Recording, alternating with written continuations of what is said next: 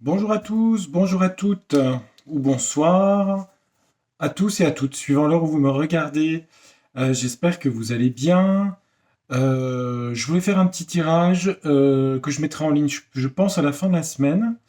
On m'avait proposé dans les commentaires à faire un tirage suite à mon tirage sur Bernadette Soubirous, faire un tirage sur Jeanne d'Arc. J'ai trouvé que c'était pas une mauvaise idée du tout. Voilà, c'était pour changer un petit peu des tirages politiques, économiques et pandémie et patati et patata. Donc, écoutez, ça me paraît une bonne idée de vérifier un petit peu, pas de vérifier, mais de, pardon, excusez-moi pour vérifier. Non, on va pas vérifier qui était Jeanne d'Arc. Je pense qu'en France, ça fait partie des personnages iconiques entre guillemets. Je sais quelqu'un qui a été importante pour l'histoire de France. Alors, je vais pas vous faire un cours sur l'histoire de Jeanne d'Arc, hein, qui est née à Domrémy-la-Pucelle, où je suis allé. Ça se situe en Lorraine, parce qu'à l'époque, je faisais mes études à Nancy. Et donc, en retour de mon diplôme, je me rappelle, on s'était arrêté avec mes parents à la basilique où elle avait eu les apparitions de l'archange Saint-Michel. Et puis, donc après, je crois qu'elle était allée à Vaucouleurs retrouver le seigneur local pour rejoindre le roi de France. À l'époque, je crois que c'était Charles VII. Enfin, il était considéré comme peut-être pas le vrai roi. Donc, elle lui a confirmé qu'il était roi au château de. Alors, je fais tout ça de mémoire, hein. Alors, c'était pas en Boise, c'était à un château de la Loire, je ne sais plus lequel. Ça ne me revient pas. Hmm. Bon, puis j'ai pas Wikipédia sous le nez, donc je ne sais plus où c'était. Château de. C'était pas l'Amboise, c'était. Ah, j'ai un trou de mémoire. Ah, je le vois en plus, je l'ai vu il y a pas longtemps sur Marguerite d'Angoulême. Ah, ça me reviendra. Bref, c'était à l'époque la lutte contre les Bourguignons et le duc de Bourgogne et qui s'étaient alliés aux Anglais. Et les Anglais à l'époque possédaient les trois quarts de la France. Et donc Jeanne d'Arc a aidé, en tout cas à la libération de la ville d'Orléans, qu'on voit dans le film de Luc Besson. Et puis après, elle a été faite prisonnière par les Bourguignons et livrée à l'évêque Cochon à Rouen, où elle était jugée comme hérétique et donc brûlée sur la place dont je ne me rappelle plus le nom. Je ne sais plus, la place du Vieux Marché à Rouen, c'est ça.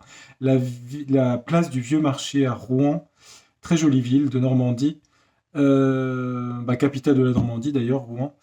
Et donc qui a vu la fin de Jeanne d'Arc, qui était originaire de Lorraine, donc une Lorraine, voilà.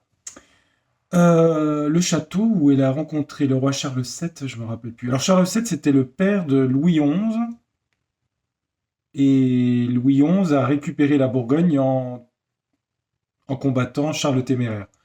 Bref, enfin bon, des histoires de retour de bâton. Alors, bon, cette introduction historique, et j'ai toujours pas le nom du château, ça m'énerve. Mais vous allez me le mettre en commentaire parce que vous allez regarder, il y a sûrement des gens qui le savent. Et d'autres, enfin je le saurai parce que je vais regarder sur Wikipédia. Et je vais voir à ce moment-là en disant ah mais oui, c'est vrai, c'est celui-là. C'est pas Saumur, c'est pas Amboise. Et ben voilà. Un trou de mémoire. Euh, c'est pas Chaumont. Non, c'est pas Chaumont.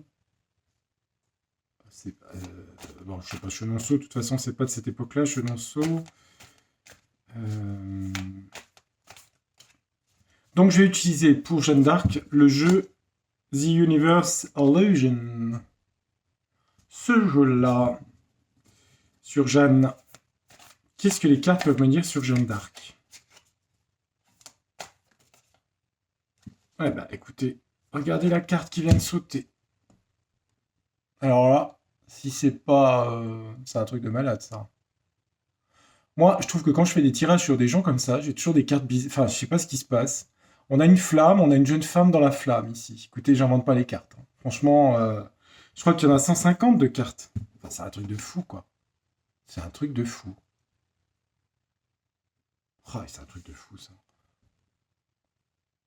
Ouais, c'est bizarre, hein. C'est bizarre, bizarre. Bon, bah, il y a une question de temps. Il y a la clepsydre qui s'est retournée. Le temps lui était compté. Bah oui, elle l'a fait en peu d'années, hein, finalement, tout ça, hein.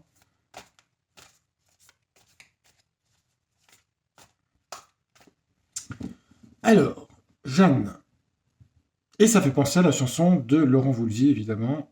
Jeanne, que j'ai vu en concert, ce cher Laurent Voulzy, dans un très beau spectacle. Euh, Voilà. Donc maintenant, je vais faire une coupe sur Jeanne et puis je vais mettre 9 cartes. Ouais, je sais pas. Si je mettrai un autre jeu après, je sais pas. Bon, ça m'énerve cette histoire de château, hein. Oh là là. C'est pas Chaumont, c'est. Ah, je l'ai vu dans Secret d'Histoire en plus l'autre jour. C'est un truc de fou ça. Alors. Là, on a une carte qui parle de quelqu'un qui se chauffe sur son tableau de peinture, sur son œuvre. Ça parle d'une certaine forme de misère et de pauvreté. Je sais pas, je crois pas qu'elle venait d'un milieu misérable là non plus, ses parents. Mais à l'époque, on appelait ça les écorcheurs en fait. Norémie-la-Pucelle, ça se situait aux confins du duché de Lorraine, du duché de Bourgogne. Et c'était des zones où il y avait énormément de gens qui passaient, parce qu'on appelait les écorcheurs, hein, qui massacraient les populations. Et bon, c'était un peu des coupes-gorges, hein, un peu partout, hein. Donc souvent les villages étaient fortifiés d'ailleurs, hein. Ou les églises étaient fortifiées, ouais. Mm. Ouais, donc on a la pauvreté ici. On a un peu la misère. Ok. Et là, ici, on a la musique.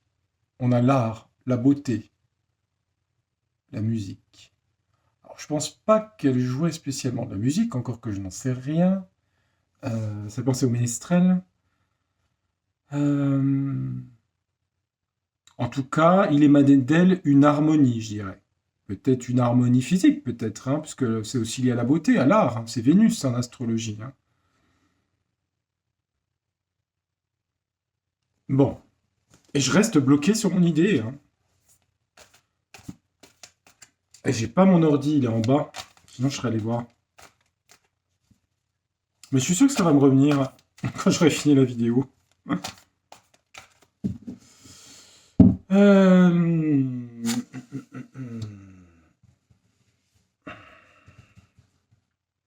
Elle avait assisté au sacre de Charles VII, qui n'avait pas pu être sacré, à Notre-Dame de Reims. Notre-Dame de Reims, je dis bien, où les rois de France se faisaient sacrer et recevaient l'onction, ce qu'on appelait le Saint-Crème. L'ampoule qu'on mettait sur des points stratégiques. Je crois qu'on les mettait sur les poignets ici.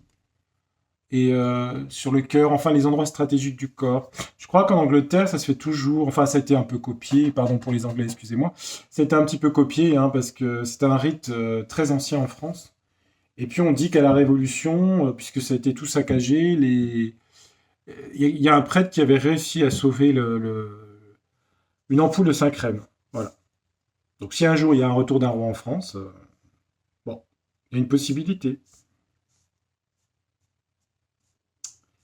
Qu'est-ce que ça dit ces cartes? Bon, bah déjà on a vu la flamme au début, hein. Quelqu'un qui brûle d'amour et en même temps qui a été brûlé, une jeune femme, hein, dans une flamme, hein. Alors là c'est quand même un truc de fou quand même. Ah ouais, bref. Alors ici on a un cadeau ici. Ça parle de générosité. Offrir, c'est être généreux. Donc c'est quelqu'un qui était généreux ici. Enfin, en tout cas, c'est ce que me dit la carte. Quelqu'un de généreux, quelqu'un qui ouvrait son cœur ici, hein, vous voyez, je vous montre bien la carte. Attendez, ici, voilà, hein, voilà. Ensuite, on a quoi pour elle? On a quelqu'un avec les livres on voit quelqu'un qui ouvre de livre en livre. Ça parle de recherche intellectuelle. On voit quand même quelqu'un qui intellectuel, on peut dire intelligente, je dirais. Quelqu'un qui était en quête de connaissances, de connaissances, oui. Je ne sais pas si elle est à l'école. C'est possible, hein, parce que je crois pas qu'elle. Je sais pas, son père avait pas un. Je sais pas, à l'époque, j'avais lu ça. Il était. C'était pas un paysan, c'était, je crois que des gens un peu plus haut placés, il me semble, hein. Euh, Enfin, elle était en quête de connaissances. Je sais pas si elle savait lire. Peut-être, peut-être, peut-être. En tout cas, elle était érudite, apparemment. Ou on lui avait lu des choses. Enfin, elle savait des choses, en tout cas. Alors ici, on voit un immeuble italien, je pense que c'est en Italie, avec la lune, le côté rêve imaginaire, la nuit. On voit deux personnes qui se font signe de part et d'autre, qui sont séparées par la lune. Alors, comment on pourrait analyser ça pour Jeanne d'Arc? Hmm, touche, on pourrait dire que Jeanne d'Arc, comme ces gens qui essaient de comment dire, la lune en astrologie, ça représente les rêves, l'imaginaire, le rêve aussi, hein, la sensibilité. Euh, c'est quelqu'un qui cherchait, comment je pourrais dire ça par rapport à elle? C'est pas évident, hein. Hmm, c'est quelqu'un qui cherchait à attraper, comment on pourrait dire, attraper la lune, catch the moon. Attraper la lune, s'accrocher à ses rêves, peut-être. Pas facile à expliquer celle-là. Bon, érudit, généreuse, ok, ça je vois.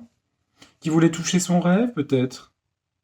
Euh, toucher la lune, toucher.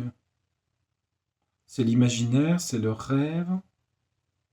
C'est peut-être quelqu'un qui avait des grands rêves, peut-être, je dirais. Peut-être par rapport à la lune, j'irais sur la lune ici, hein. Le rêve, l'imaginaire. C'est une pleine lune. Hmm. La pleine lune en astrologie correspond à la réalisation des souhaits mis en place à la nouvelle lune. C'est l'objectivation de la nouvelle lune, du point semence. Donc peut-être réaliser ses rêves, toucher du doigt son rêve, son imaginaire. C'est quelqu'un qui avait peut-être beaucoup d'imagination, très probablement. Ici, on a des amis et un groupe d'amis qui sont festifs. Alors, faut l'interpréter version Jeanne d'Arc, hein, Moyen Âge. Hein, c'est pas dans un hôtel-restaurant actuel. Hein. Euh, Ça veut dire qu'elle avait sûrement des gens autour d'elle. De toute façon, elle avait des coéquipiers importants. Ils étaient dans l'armée, c'est vrai. Mais peut-être que c'est quelqu'un qui a fêté des victoires aussi. Hein. Ça peut être fêter quelque chose. C'est le côté festif avec des amis. Ouais. Ça peut être un côté joyeux, peut-être festif. Oui, chez elle. Ici, on voit une grange avec, bah, c'est une ferme, hein, c'est le milieu rural. On a une grange, un silo de grains. Euh, Ça veut dire emmagasiner des choses, mettre à l'abri. euh, Ça parle de la campagne. Ça parle de la vie simple, des agriculteurs. Donc ça, à mon avis, c'est le milieu rural, d'où elle venait. Toucher du doigt ses rêves, oui, ce serait ça, cette carte-là. Festif, généreuse, érudite. La campagne, ça c'est quoi? Une carte. Alors on voit le côté, la lune. Attendez, je vais vous montrer. La lune. On voit les étoiles. Enfin, on voit des gens qui se promènent la nuit dans un village où il y a plein de petites lumières, de lucioles. Je fais un coucou à Fée Luciole d'ailleurs, qui m'envoie souvent des messages. Euh, Ça parle d'étoiles. L'étoile,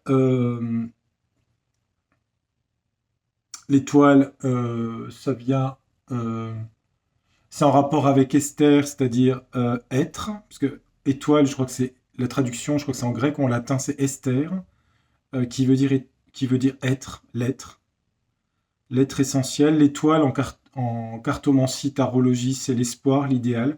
On tombe beaucoup dans l'idéal hein, ici, parce que c'est des étoiles ici. Hein. Donc, elle était en contact avec le monde des étoiles, le monde, euh, le monde du divin. Parce que le monde des étoiles, c'est ça, hein, c'est la galaxie en réalité. Hein. Donc, à la fois un côté terrien, agricole, elle était en contact avec le monde des étoiles. Elle voulait toucher du rêve. euh, son- Elle voulait toucher du doigt ses rêves. Elle était très érudite, elle cherchait beaucoup de choses au niveau de la compréhension des choses. Elle voulait comprendre. Parce que cette carte, elle montre des gens qui sont curieux, hein, qui cherchent, et une chose en amène une autre, une autre, une autre. Euh, c'est quelqu'un. J'avais vu cette carte pour le Padre Pio par rapport à l'exorcisme. Euh, je pense que c'est quelqu'un qui avait beaucoup d'angoisse, on dirait, parce que c'est les peurs et les angoisses ici. Hein. L'exorcisme, c'est peurs et ses angoisses, une forme de violence, quelque part aussi. Hein. Donc peut-être que c'est quelque chose qu'elle avait, hein, parce que je ne crois pas qu'elle ait fait d'exorcisme, d'abord elle n'était pas prêtre, mais je pense que c'est quelqu'un qui avait des angoisses très probablement, et des peurs et des angoisses, oui, très fortes. Ouais, ça c'est possible, hein. C'est possible.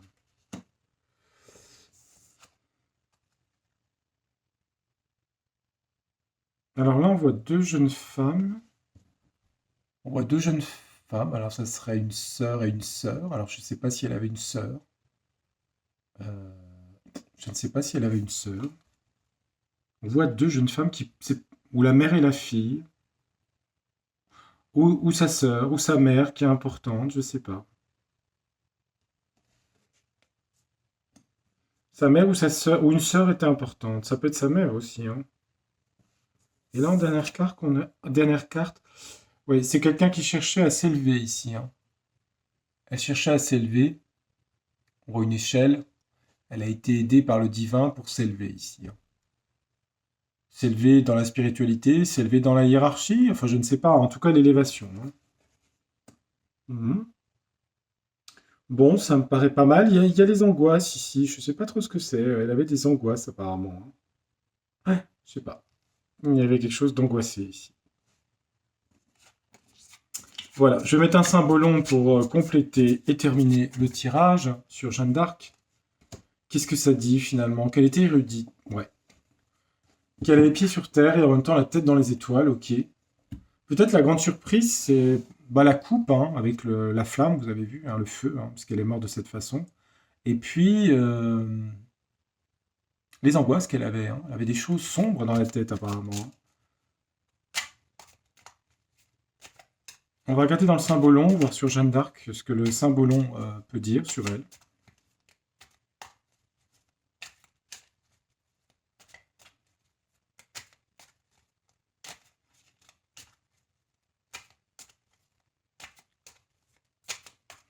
Allez, on va faire une coupe, on va mettre 9 cartes.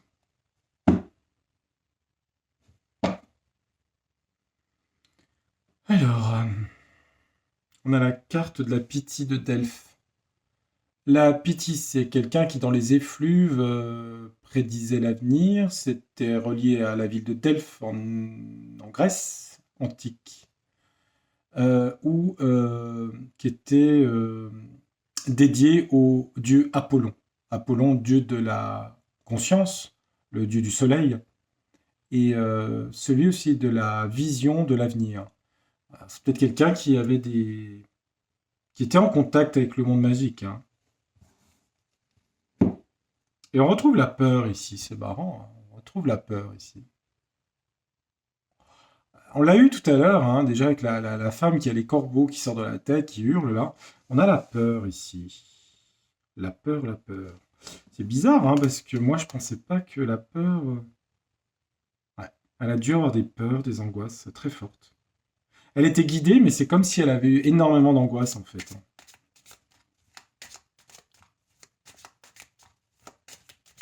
Allez, on va mettre 9 cartes pour Jeanne d'Arc.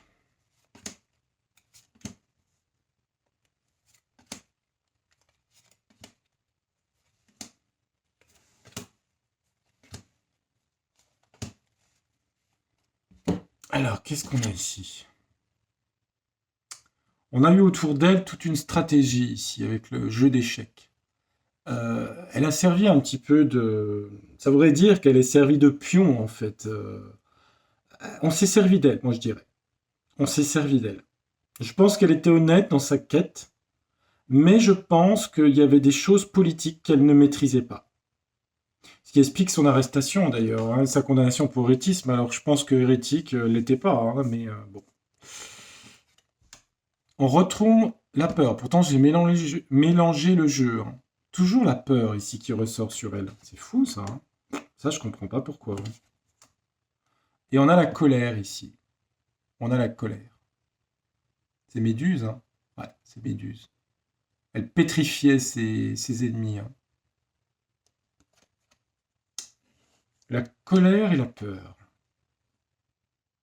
En tout cas, la période où elle a vécu veut dire aussi que c'était une période où il y avait beaucoup de violence et beaucoup de peur, hein. Et beaucoup de stratégie sur le plan politique. Remarquez que ça n'a pas beaucoup changé, hein. C'était pas la même chose. Mais à l'époque, c'est vrai qu'il y avait les Anglais, le duché de Bourgogne à côté, et le royaume de France qui était tout petit, hein, relié à Bourges et à la Loire, quoi, hein. Paris était occupé par les Anglais, ainsi qu'Orléans, qu'elle a libéré, hein, Orléans. C'est un petit peu la porte, hein. Ici, elle a été mise en prison, hein, elle a été emprisonnée. Ouais. Bon, là, c'est le fou qui est emprisonné, mais enfin, elle n'était pas folle, hein. Ah bah, on l'a peut-être pris pour une folle, hein, remarquez, hein, je vais vous dire, hein. Bah oui. Il y en a qui ont pensé qu'elle était folle, hein, qu'elle était hystérique, hein, des choses comme ça. Parce qu'elle a été condamnée pour sorcellerie, hérétisme ou sorcellerie, c'est un peu la même chose, hein. Toujours le goût de la nature ici, hein. Saint François d'Assise, hein. Les animaux, la nature, la vie simple.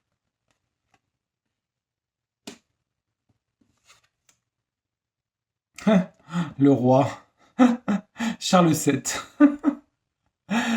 Charles VII.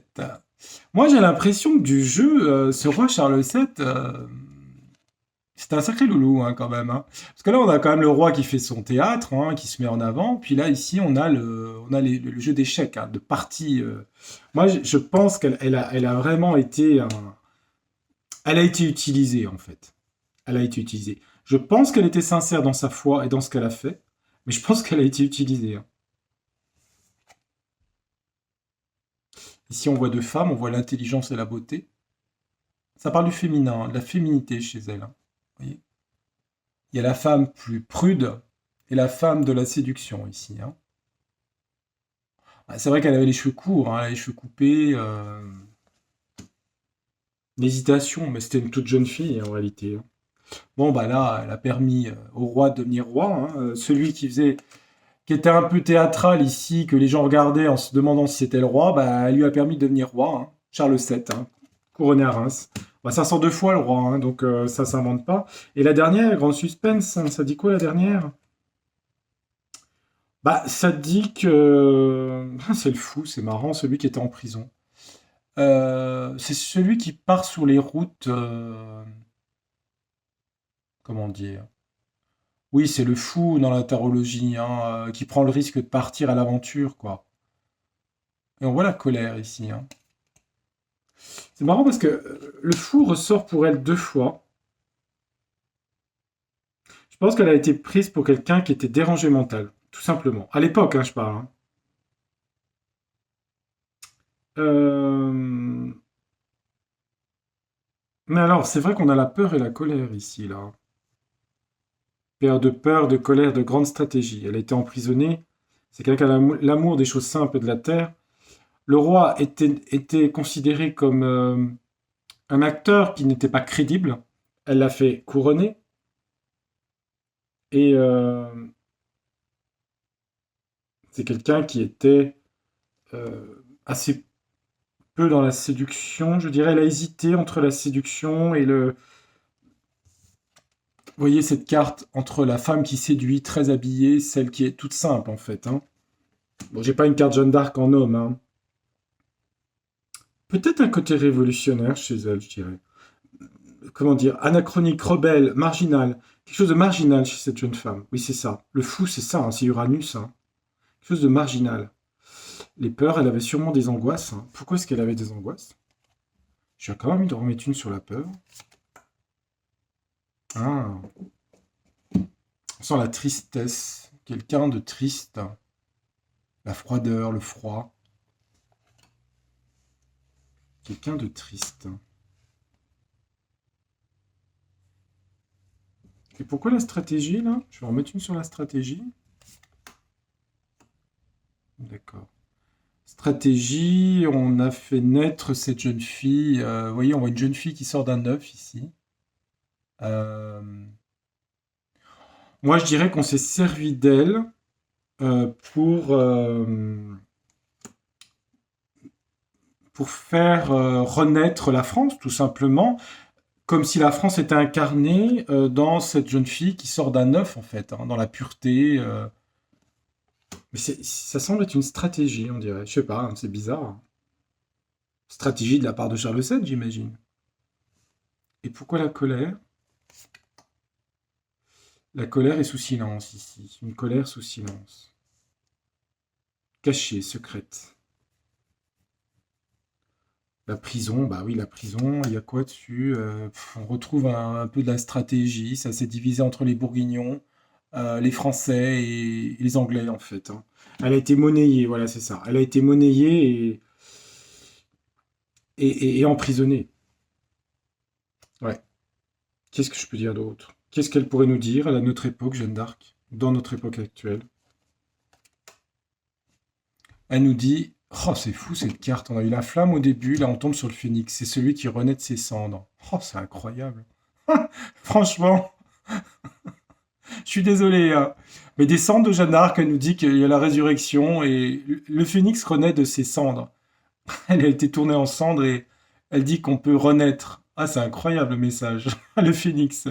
Ah oui, alors ça c'est quand même fort de café quand même, hein. Ah ça c'est fort de café. J'ai l'impression quand même que le roi Charles VII, c'était un sacré loulou quand même, hein. Ça a été un sacré stratège quand même, j'ai l'impression. J'ai l'impression qu'elle était... Descartes, j'ai l'impression que c'était une jeune fille très honnête, qui avait des idéaux, beaucoup de peur, apparemment beaucoup d'angoisse. C'est quelqu'un qui était en contact avec le divin. Alors, c'est vrai que j'ai pas la Vierge, ou pas les saints, les anges qui sont apparus là. Encore que sur cette carte, on a quand même une carte d'ange ici, hein. Vous voyez, il y a quand même le secret de l'ange, hein. C'est Saint-Michel, hein, ou un archange, hein. Mais j'ai l'impression qu'elle était honnête, mais que il fallait trouver comment dire, il fallait trouver quelque chose à l'époque pour renaître, pour que la France renaisse. Cette jeune femme qui sort de l'œuf ici, blonde, hein, comme elle était. Et il y a quand même une part de stratégie, pas de son côté, mais elle a été utilisée. Je pense qu'elle a vraiment fait le parcours qu'elle a fait jusqu'au château de Charles VII, dont je me rappelle plus le nom. Ça m'énerve, je suis désolé, ça va m'agacer jusqu'à ce soir. Bon, après, je vais regarder. Et je l'ai toujours pas retrouvé. Bref, et du coup, elle a permis au roi qui était non légitime de devenir légitime. Voilà. Elle avait un côté rebelle et marginal. Et il y avait beaucoup d'hésitation par rapport à la séduction de jeune femme qu'elle était, ici. Voilà. Et elle a été arrêtée pour une question de stratégie entre les trois loustiques, là. Voilà. Elle a été arrêtée. Ça a été organisé, tout ça. Ça a été organisé. Et elle nous dit à la fin, renaît de ses cendres. Bon, bah écoutez, le phénix, hein, je crois que ça parlait bien d'elle entre la flamme du début et le phénix à la fin. Le message est là. Je pense que c'était quelqu'un vraiment d'exceptionnel.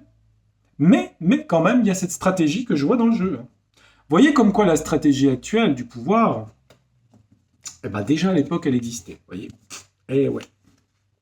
Eh ouais, eh ouais, eh ouais. Et c'était le traité de Troyes qui avait vendu la France à l'Angleterre, oui, c'est ça. Voilà, enfin bref, je vais pas faire un cours d'histoire, mais enfin, c'est pas inintéressant. Donc, vous mettrez... vous me mettrez le nom du château. Non, mais entre-temps, je l'aurais trouvé, hein. C'est pas Chaumont, c'est pas Amboise, c'est pas Tours, c'est pas Angers. Bon, bah voilà. Bah, c'est pas Saumur non plus. Bref, Chambord n'existait pas. C'est François Ier. Bref, je ne sais plus le nom. C'était un grand château de la Loire, au bord de la Loire, mais je me rappelle plus. Bon. Charles VII, père de Louis XI. Ouais, bah sacré numéro, hein. Ouais, puis tiens, on tombe sur la guerre à l'époque, la guerre de 100 ans. Elle a mis fin à la guerre de 100 ans. Eh ben, il était pas mal ce petit tirage. Bon, je pense que je vous le mettrai sûrement demain ou ce soir en ligne directement. Pour les prochains tirages, j'ai pas trop d'idées pour l'instant parce que j'ai fait beaucoup le mois de juin. On va attendre de voir un petit peu ce qui se passe.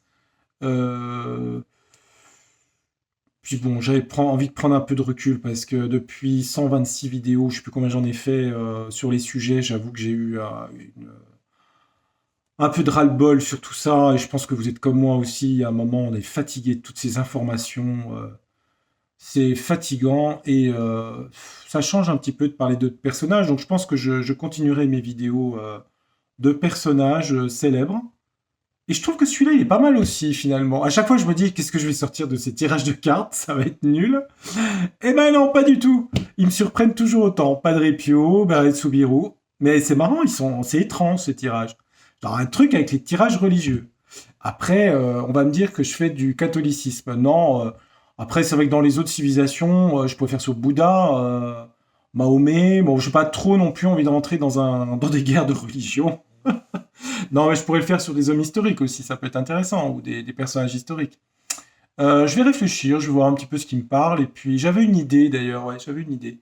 Mais je vous dirai. C'était une idée que j'avais sur deux personnages historiques qui m'avaient intéressé. Le premier, c'était Louis XVII, et puis la deuxième, c'était la grande, l'archiduchesse, je sais plus si c'était Tatiana, les Romanov. Voir si s'il y en avait une qui avait pu s'échapper de la maison Ipatiev, voilà, où avait été assassinée la famille du tsar Nicolas II. Bref, c'est des sujets qui m'intéressent. Alors je sais pas, peut-être ça vous intéressera pas. Mais bon, ça peut être pas mal corréler l'histoire aussi. Voilà, bon, je vais arrêter mon blabla. Bah écoutez, j'espère que vous allez tous bien. En tout cas, je vous salue et je vous souhaite plein de bonnes choses dans votre vie. Et je vous dis à très bientôt pour de prochains tirages. Merci, à très bientôt. Au revoir.